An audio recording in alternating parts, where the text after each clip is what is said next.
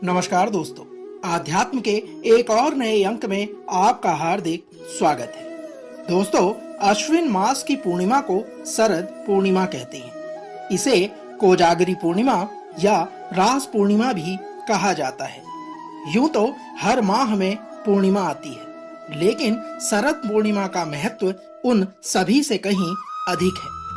यदि बात करें, हिंदू धर्म ग्रंथों में भी इस पूर्णिमा का विशेष महत्व बताया गया है। ज्योतिष के अनुसार पूरे साल में इस दिन कोजागर व्रत माना गया है।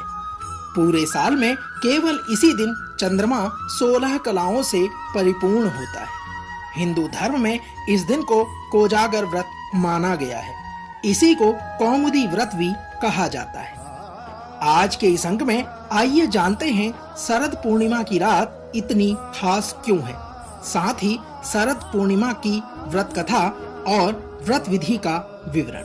तो आइए आरंभ करते हैं शरद पूर्णिमा से जुड़ी यह व्रत कथा, व्रत विधि एवं महत्व का सार। साथियों, शरद पूर्णिमा की व्रत विधि कुछ इस प्रकार है। इस दिन प्रातः काल स्नान करके आराध्य देव को सुंदर वस्त्राभूषणों से सुशोभित करके आवाहन, आसन, आचमन, वस्त्र, गंध, अक्षत, पुष्प, धूप, दीप, नैवेद्य, तांबूल, सुपारी, दक्षिणा आदि से उनका पूजन करना चाहिए। रात्रि के समय गोदुग्ध अर्थात गाय के दूध से बनी खीर, घी तथा चीनी मिलाकर अर्धरात्रि में भगवान के समय अर्पण करना चाहिए। पूर्ण चंद्रमा के आकाश के मध्य स्थित होने पर उसका पूजन करना चाहिए तथा खीर का नैवेद्य अर्पण करके रात को खीर से भरा बर्तन खुली चांदनी में रखकर दूसरे दिन उसका भोजन करना चाहिए तथा उसका प्रसाद सभी में बांट देना चाहिए। दोस्तों, पूर्णिमा का व्रत करके कथा अवश्य सुननी चाहिए।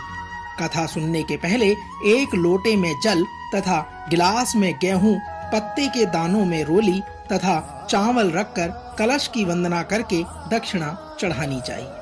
फिर तिलक करने के बाद गेहूं के 13 दाने हाथ में लेकर कथा अवश्य सुननी चाहिए। गेहूं के गिलास पर हाथ फेर कर मिश्राणी के पांव स्पर्श करके गेहूं का गिलास उन्हें दे देना चाहिए। लोटे के जल का रात को चंद्रमा को अर्घ देना चाहिए। दोस्तों, व्रत विधि के बाद समय है शरद पूर्णिमा की कथा के बारे में। तो आइए आरंभ करते हैं और मिलकर श्रवण करते हैं शरद पूर्णिमा की इस व्रत कथा का।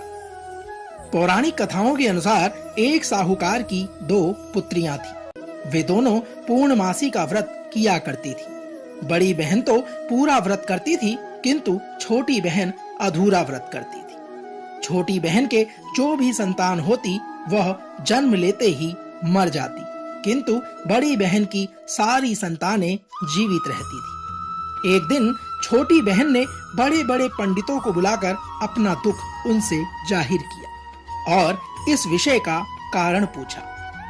पंडितों ने बताया कि तुम पूर्णिमा का व्रत अधूरा करती हो, इसलिए तुम्हारी संतानों की अकाल मृत्यु हो जाती है।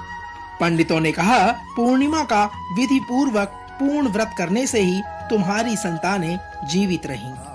तब उसने पंडितों की आज्ञा को मानकर विधि विधान से पूर्णमासी का व्रत किया। साथियों, कुछ समय बाद उसके एक लड़का हुआ, लेकिन वह भी शीघ्र मर गया।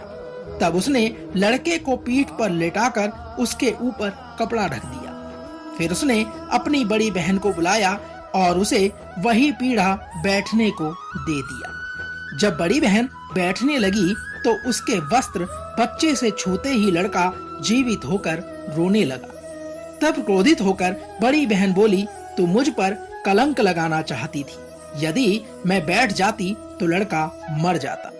तब छोटी बहन बोली, यह तो पहले से ही मरा हुआ था, तेरे भाग्य से ही जीवित हुआ है। हम दोनों बहनें पूर्णिमा का व्रत करती हैं। तू पूरा करती है और मैं अधूरा, जिसके दोष से ये मेरी संतानें मर जाती हैं। लेकिन तेरे पुण्य से यह बालक पुनः जीवित हुआ है। इसके बाद उसने पूरे नगर में ढिंढोरा पिटवा दिया कि आज से सभी पूर्णिमा का व्रत पूरा अवश्य करेंगे। यह संतान सुख को देने वाला है। दोस्तों, यह तो थी शरद पूर्णिमा से जुड़ी व्रत कथा। आइए इसके महत्व पर भी प्रकाश डालते हैं। साथियों, शरद पूर्णिमा से जुड़ी कई मान्यताएं हैं।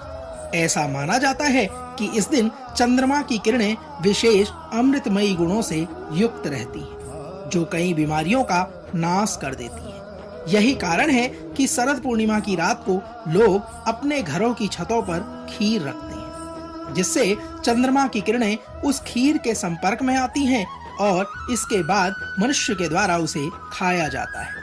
कुछ स्थानों पर सार्वजनिक रूप से भी खीर का प्रसाद वितरण किया जाता है। यदि बात करें हिंदू शास्त्रों में लिखित नारद पुराण के अनुसार, शरद पूर्णिमा की मध्य रात्रि में देवी महालक्ष्मी अपने वाहन उल्लू पर बैठकर अपने कर कमलों से वर और अभय के लिए पृथ्वी लोक पर विचरण करती है और मन ही मन संकल्प करती है कि इस समय भूतल पर कौन जाग रहा है। इसलिए इस पर्व को कुछ राज्यों में कोजागर, कोजागरी या कोजागरी पूर्णिमा के नाम से भी जाना जाता है। इस कोजागरी का शाब्दिक अर्थ होता है कि कौन जाग रहा है। इसी प्रकार प्रतिवर्ष किया जाने वाला यह कोजागर व्रत लक्ष्मी जी को संतुष्ट करने वाला है। इससे प्रसन्न हुई माँ लक्ष्मी न केवल इस लोक में समृद्धि देती है, बल्कि शरीर का अंत होने पर परलोक में भी सद्गति को प्रदान करती है। इस दिन वह अपने जागते हुए भक्तों को धन वैभव का आशीष देती है। कहते हैं कि जो जातक इस रात में जागकर माँ लक्ष्मी की पूजा आराधना करता है, माँ लक्ष्मी की उन पर अवश्य ही कृपा होती है। दोस्तों, इस रात में जो भक्त जागकर माता लक्ष्मी की उपासना करता है, उसको मनोवांछित लाभ की प्राप्ति होती है। और यदि उसकी कुंडली में धन योग नहीं भी हो, तो भी माता उन्हें धन धान्य से अवश्य ही संपन्न कर देती है। उनके जीवन में निर्धनता का नाश होता है। इसलिए धन की इच्छा रखने वाले हर व्यक्ति को इस दिन रात में जागकर अवश्य ही माता लक्ष्मी की पूजा करनी चाहिए। शरद पूर्णिमा की रात्रि में चंद्रमा की चांदनी का लाभ अवश्य ही उठाना चाहिए। इससे वर्ष भर स्वस्थ बने रहने का आशीर्वाद प्राप्त होता है। साथियों, शरद पूर्णिमा को रास लीला की रात भी कहते हैं। धर्म शास्त्रों के अनुसार शरद पूर्णिमा की रात को ही भगवान श्री कृष्ण ने गोपियों के साथ रास रचाया था। दोस्तों, तो यह तो थी शरद पूर्णिमा व्रत कथा, व्रत विधि और उसके महत्व का सार। हम आशा करते हैं कि आज का यह अंक आपको अवश्य पसंद आया होगा। हमारी माँ लक्ष्मी से यही कामना है कि माँ लक्ष्मी आपके घर में धन धान्य और ऐश्वर्य प्रदान करे। कल एक और नए अंक के साथ फिर आपसे होगी मुलाकात। तब तक जय माँ लक्ष्मी, जय श्री हरि विष्णु।